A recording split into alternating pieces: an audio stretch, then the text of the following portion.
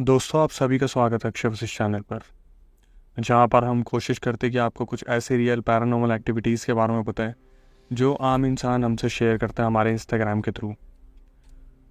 मैं बहुत बहुत शुक्रिया चाहूँगा आप सभी लोगों का जो आप इंस्टाग्राम और यूट्यूब का हमारे सपोर्ट कर रहे हैं। आज की जो कहानी है, जो रियल इंसिडेंट है, वो हमें साक्षी ने शेयर किया है। साक्षी, जो कि दिल्ली की ये एक लड़की है रहने वाली, उन्होंने जो इंसिडेंट मुझे बताया वो बहुत ही अजीब था। मुझे कुछ टाइम के लिए तो सोचना पड़ेगा कि क्या आज इतनी इजीली कोई भी गोस्ट आइडेंटिटी किसी को भी इस तरीके से पोजेस कर सकती है। दोस्तों, आप भी सोचते होंगे कि नॉर्मल लाइफ में क्या जो ये हम मिथ सुनते हैं, क्या ये मिथ है या एक्चुअल में है कि एक लड़की को खुले बालों में नहीं रहना चाहिए, परफ्यूम लगा के उसे इंस्टेंटली घर से नहीं निकलना चाहिए, या फिर उसे ऐसे कपड़े नहीं पहनने चाहिए जो किसी को भी अट्रैक्ट करे, खास करके गोस्ट और स्पिरिट्स को। ये तीनों एक ऐसा कॉम्बिनेशन है जो शायद किसी को दूसरी वर्ल्ड से इनवाइट कर सकते हैं इस वर्ल्ड में।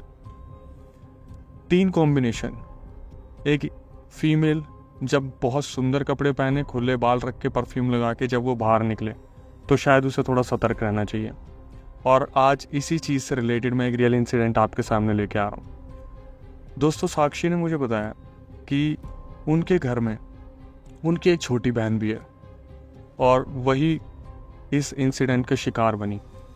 साक्षी ने मुझे बताया कि जब उनका बेसिकली जो बैकग्राउंड था वो हरियाणा से था, और हरियाणा एक बहुत खुली जगह है जहाँ पर खेत, हरी हरियालियाँ, सब कुछ है।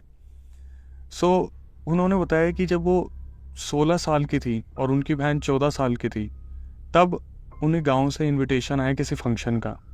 अब ये गांव शायद हरियाणा में कोई है जगह, रेवाड़ी, मैं उसके बारे में इतना नहीं जानता। तो रेवाड़ी में और भी एक जगह है जो अंदर कोई डिस्ट्रिक्ट था, वहाँ से उनको इनविटेशन आया था। और साक्षी ने बताया कि उनकी पूरी फैमिली रेडी थी, उनके मम्मी पापा, उनकी बहन और वो। तो कहते कि उनकी जो छोटी बहन थी उनको शुरू से ही मेकअप और इन सब सजावट का बहुत ज़्यादा शौक था, परफ्यूम एंड ऑल का। इसको घर वाले बार बार टोकते भी थे कि ये सब नहीं करना, खास करके गांव वाले एरिया में। अब कहते जब साक्षी वहाँ पर पहुँची, उनकी बहन जो थी, उन्होंने उनसे जिद की कि मुझे यहाँ पर खेत देखने हैं, मुझे थोड़ा खुला एरिया देखना है। और घर में पहुँचते ही सबके पैर छूने के बाद साक्षी अपनी बहन को खेत की तरफ लेके गई, और वहाँ पर उन्होंने देखा कि बहुत ज़्यादा हरियाली है, जो कि आपको अक्सर दिल्ली या मुंबई में देखने को नहीं मिलेगी। अब कहते हैं वहाँ पे कुछ पीपल के पेड़ और बरगद के पेड़ भी थे, जहाँ से उनकी छोटी बहन निकली और एकदम से सहम के साइड में बैठ गई। अब दोस्तों, सुनने में ऐसा लगता है कि क्या ये मजाक है कि अगर ऐसा इंसिडेंट आपके साथ हो जाए कि आप किसी पेड़ के पास से निकल रहे हो और आप देखो आपकी छोटी बहन एकदम से शांत होकर साइड में बैठ गई है। और मैं सच बताऊं तो मेरी तो सुन के ही आत्मा दहल जाती है कि अगर मैं ऐसी चीज़ देख लूँ, खास करके जो हम शुरू से सुनते आ रहे कि पीपल के पेड़ और बरगद के पेड़ के पास तो ये सारी चीज़ें बंद ही होती हैं। अब साक्षी ने मुझे बताया कि कैसे न कैसे वो अपनी बहन को कन्विंस करके घर पे लेके आई, जो कि बहुत उदास सी हो गई थी, बहुत नेगेटिव सी हो गई थी। जब वो घर पे आई तो उन्होंने किसी से बात नहीं की, नॉर्मली जैसे उन्होंने खाना वाना खाया, उनकी बहन ने भी थोड़ा सा खाना खाया और ज़्यादा किसी से बात नहीं की, और इवनिंग में वो वापस अपने डैडी घर में आ गए।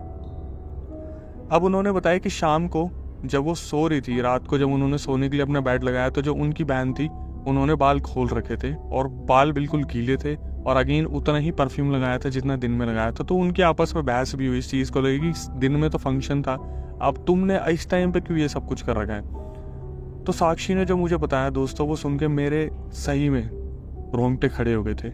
साक्षी ने मुझे बताया कि एकदम से उनकी जो बहन की टोन थी वो बिल्कुल चेंज हो गई, और उन्होंने बहुत गुस्से में बोला कि तू मेरी ज़िंदगी में इतना मतलब क्यों रखती है, मैं तेरे को जान से मार दूंगी अगर तूने दोबारा मुझसे इस बारे में कुछ बात की। दोस्तों, साक्षी उनकी बड़ी बहन थी, लेकिन साक्षी ने बताया कि उनकी हिम्मत नहीं हुई कुछ पूछने की, और वो चुपचाप बिल्कुल सहम कर लेट गई। अब वो दोनों एक अलग कमरे में रहते थे और उनके मम्मी पापा अलग कमरे में रहते थे। तो साक्षी ने बताया कि पूरी रात उन्होंने जो जो वहाँ पर चीज़ें देखी, शायद उन्होंने अपनी ज़िंदगी में सोची भी नहीं थी। साक्षी ने बताया कि रात को जब थोड़ा सा कंबल हटा के उन्होंने देखा तो उनकी बहन उन्हें ही घूर रही थी, जैसे उसे एग्जैक्टली पता था कि साक्षी उसे कब देखने वाली है। दोस्तों, जब मैं बता रहा हूँ तो भी मेरे रोंगटे खड़े हो रहे हैं। आप इमेजिन कीजिए, आप अपने भाई बहन के साथ सो रहे हैं, आपको पहले से ही शक है कि इसके ऊपर कोई पोजेशन है, कोई स्पिरिट का हमला हो चुका है, और अचानक से आप उसे देखने की कोशिश कर रहे हो और वो आँख आपकी ही आंखों में घूर रही हो, तो कैसा लगेगा। साक्षी ने कुछ भी नहीं कहा। साक्षी ने अपने जो कंबल था उसे अपने मुंह पे ढक लिया और सुबह होने का वेट किया। थोड़ी देर बाद साक्षी ने बताया अप्रॉक्सीमेटली 2:30 बजे उन्हें वॉशरूम जाना था। तो साक्षी ने जैसे ही कंबल उठाया, उनकी बहन उनके सामने खड़ी थी जो दीवार की तरफ मुंह करके अपना सर पटक रही थी। साक्षी ने बताया कि उनकी उठने तक की हिम्मत नहीं हुई, उनके हाथ पैर पूरी तरीके से जाम हो गए। फिर भी साक्षी ने कैसे न कैसे हिम्मत करी, अपनी बहन की तरफ गई और अपनी बहन से बिना कुछ बोले गेट खोल के अपनी मम्मी पापा के रूम में चली गई। दोस्तों, जब वो अपने मम्मी पापा के रूम में गई, उन्होंने अपने मम्मी पापा को सब कुछ बताया कि छोटी बहन जो है ऐसे ऐसे एक्टिविटी कर रहे हैं। और कमाल की बात देखिए, जब सबने कमरे में एंट्री ली तो उसकी जो छोटी बहन थी वो आराम से सो रही थी और उनके मम्मी पापा ने साक्षी को ही डांट के सुला दिया कि तूने कोई बुरा सपना देखा होगा, ऐसी हरकतें मत किया कर, अपनी बहन को बदनाम मत कर। कैसे न कैसे सुबह हुई और आम दिन दोबारा बीतने लगा। साक्षी पूरे दिन अपनी छोटी बहन को बैठ के ऑब्जर्व कर रही थी।